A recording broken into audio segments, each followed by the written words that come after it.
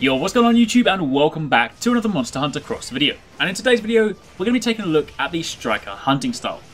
If you missed the last video, then I went over the Bushido style and gave you a quick look at all 14 weapons using that style. And this time, we're turning our attention to Striker. I will also be covering Aerial and Guild very soon, but for the time being, if you do enjoy this video, then a like would be super appreciated, and comment down below letting me know what you think of the Striker style. So, first of all, let's begin by talking about the setup. The Striker style focuses heavily on the hunting arts, which are those over-the-top special moves that you're seeing in the gameplay in the background. In the last video, I mentioned that the Bushido style only lets you equip one of these hunting arts. The others allow two, but Striker allows you to equip a total of 3. So as you can imagine, there's a strong focus here on excessive use of your hunting arts.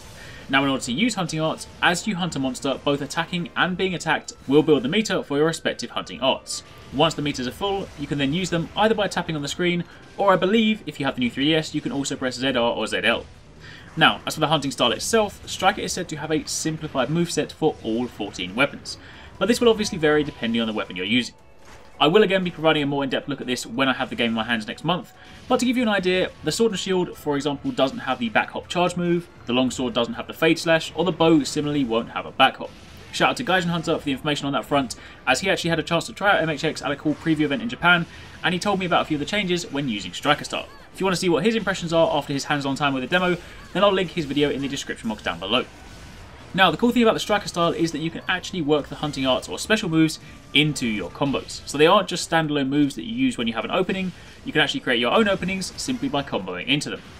And with that in mind, if you think of it this way, the removal of things like back hop or fade slash really just encourages you to move into combat as opposed to backing out of it. So Striker style, in a similar way to Bushido, can actually be a very aggressive style.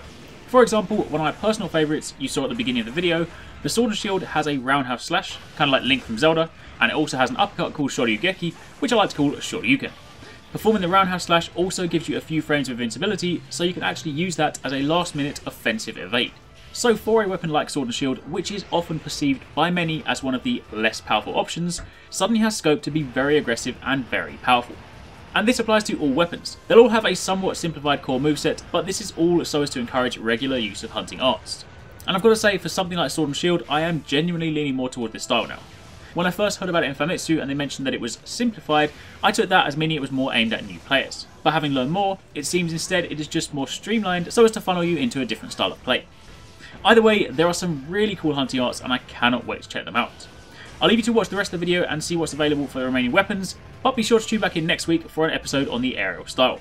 Thanks again for watching, take it easy, catch you next time, peace out.